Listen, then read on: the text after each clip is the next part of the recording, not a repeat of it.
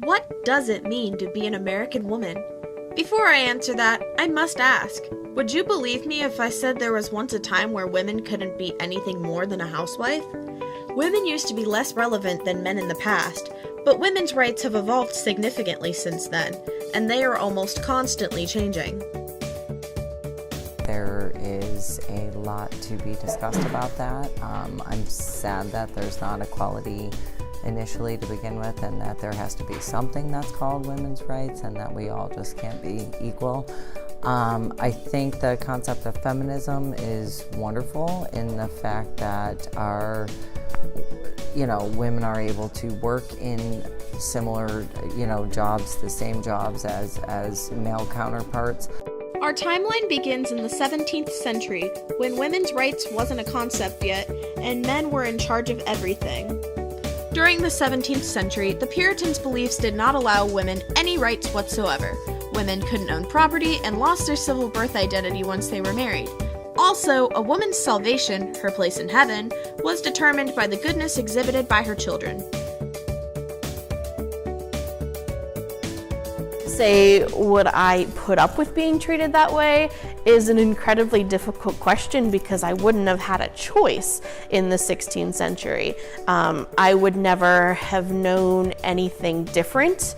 It's easy to say from 2019 that no way would I put up with any of that. During the late 18th century, the need for a cash income led women and older children to engage in a variety of household industries, such as weaving and spinning. In 1792, British author Mary Wollstonecraft argues for the equality of the sexes in her book, The Vindication of the Rights of Women. This is the generation where women's rights were born. 1848 was a big year for women's rights. In that same year, the first Women's Rights Convention was held in Seneca Falls, New York, with 300 men and women in attendance. After 2 days of discussion and debate, 68 women and 32 men signed a Declaration of Sentiments, which outlines grievances and sets the agenda for the women's rights movement. A set of 12 resolutions was adopted, calling for equal treatment of both genders under the law and voting rights for women. The Declaration of Sentiments made a radical, first-time ever public demand for women's rights to vote. One of the most famous suffragists was Susan B. Anthony. She spent the majority of her life speaking, organizing, and writing to win the right to vote for women.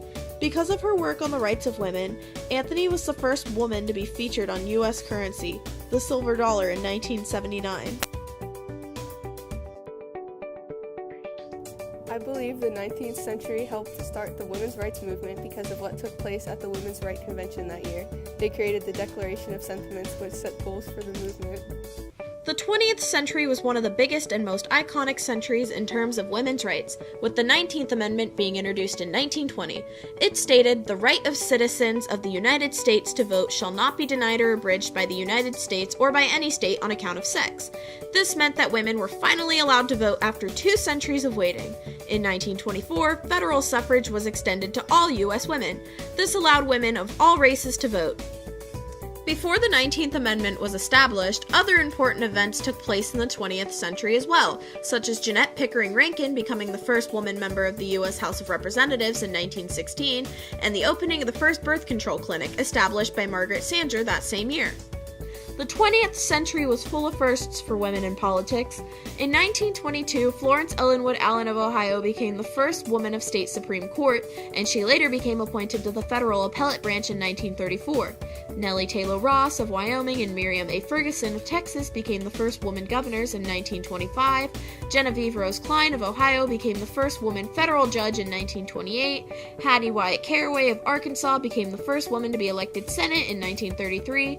Also in 1933, Frances Perkins became the first female cabinet member selected by President Franklin D. Roosevelt to Secretary of Labor, and Bernita Shelton Matthews became the first woman on a federal trial branch selected by President Truman to District Court Judge in 1949.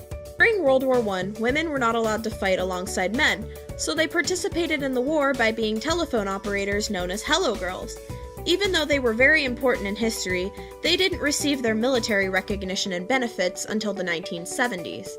In 1963, the Equal Pay Act passes, requiring equal pay wages for both genders doing equal work, prohibiting sex discrimination. 1 year later, the Federal Civil Rights Act passes, which guarantees equal employment for both genders.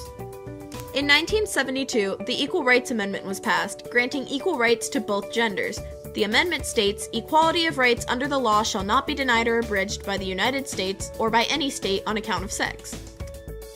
In 1973, the Roe v. Wade case occurred, establishing a nationwide right to abortion with restrictions permissible at late stages of pregnancy. 5 years later, the Pregnancy Discrimination Act granted women the ability to work while pregnant, prohibiting discrimination.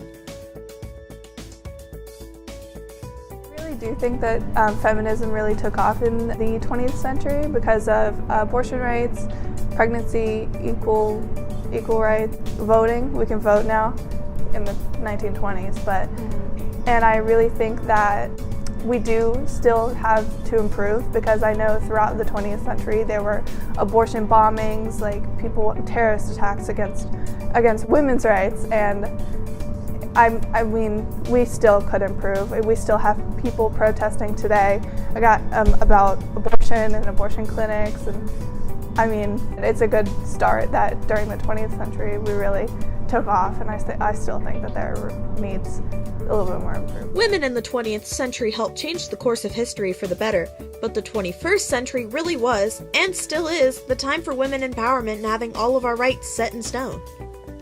In 2016, Hillary Rodham Clinton secures the Democratic presidential nomination, becoming the first U.S. woman to lead the ticket of a major party, although she lost to Republican Donald Trump in the fall.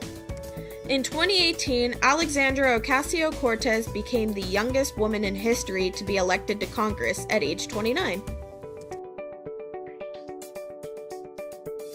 I think things have really changed a lot for women since the 1700s, but we see the most change during the 20th century when we got the majority of our rights. I think pretty soon we're going to see a woman in office as far as our future achievements go. In the beginning, women were viewed as the caretaker and belonged at home, not having a say in anything. Since then, women have gained more independence as time has passed. As women, we can only go up from here. We've brought many possibilities to life, and hopefully we can create more opportunities as time passes.